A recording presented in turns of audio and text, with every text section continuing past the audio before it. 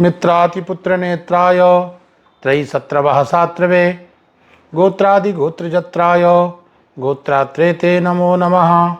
इस वर्ष विजयदशमी का पर्व दिनांक 12 अक्टूबर 24 शनिवार को मनाया जा रहा है।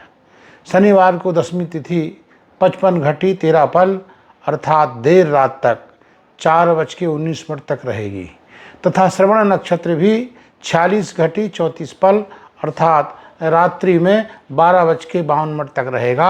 अतः ये भी विजयादशमी श्रवण नक्षत्र से युक्त है। श्रवण युक्ता विजयादशमी को श्रेष्ठ फल देने वाली माना जाता है।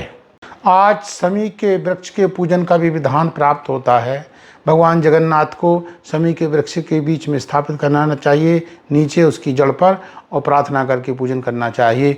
शमी युक्तम जगन्नाथम भक्तानाम अभयंकरा अर्चित्वा शमी वृक्षम अर्चयेच्चा ततः पुनः। इस प्रकार उसको भगवान जगन्नाथ की पूजन करके फिर तत्पश्चात शमी के वृक्ष का पूजन करना चाहिए। शमी के वृक्ष पूजन के साथ हाथ जोड़ करके प्रार्थना करना चाहिए। अमंगलानाम समनीम समनीम दुष्कृतस्य चा दुःस्वप्ननाशिनीम धन्याम प्रपद्येहम शमीम शुभाम।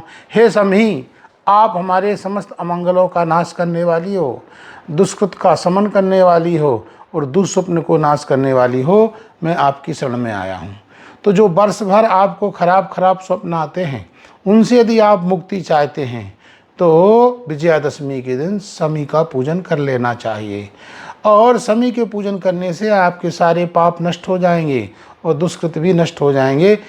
शमी शमयते पापम शमी लोहित कंटका धारण्यर्जुन बाणानाम रामस्य प्रेम वादनी। शमी पापों का समन करने वाली है। हे शमी, तुम लाल लाल कांटे वाली हो।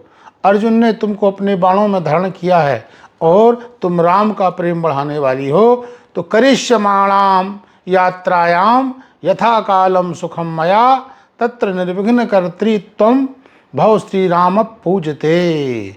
तो हे शमी, मैं यात्रा प्रस्थान कर रहा हूँ, इसलिए तुम मेरे सारे दोषों को, मेरी यात्रा का मंगल करना।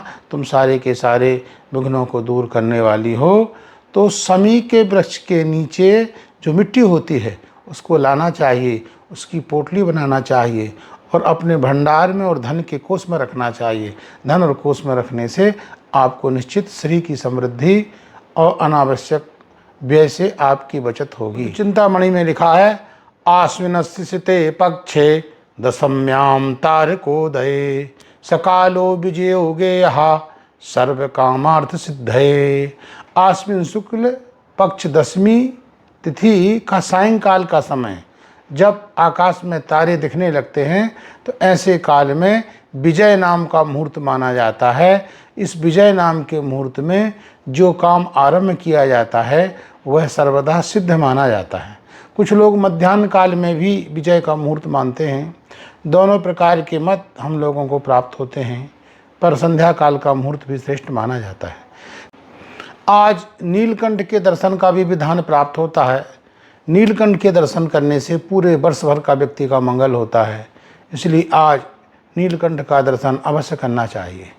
मध्याह्न काल जब प्राप्त हो जाए तो अपराजिता का पूजन भी करना चाहिए। लिखा है, दशम्याम तु नरैः पूज्या अपराजिता। दशमी को प्रत्येक व्यक्ति को अपराजिता का पूजन करना चाहिए। पूज्या अपराजिता क्षेमार्थम विजयार्थंचा। यदि अपराजिता का आप पूजन करते हैं तो आपके घर का मंगल होता है और सर्वत्र विजय प्राप्त होती है।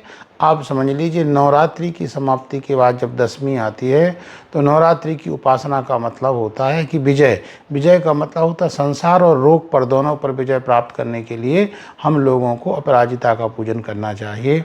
अपराजिता के पूजन करने से हमको सर्वत्र विजय प्राप्त होगी, शरीर पर विजय प्राप्त होगी और रोगों पर विजय प्राप्ति होगी। इसलिए अपराजिता का पूजन अवश्य करना चाहिए। विजयादशमी का आप सभी लोगों को मंगल आशीर्वाद, शुभकामना।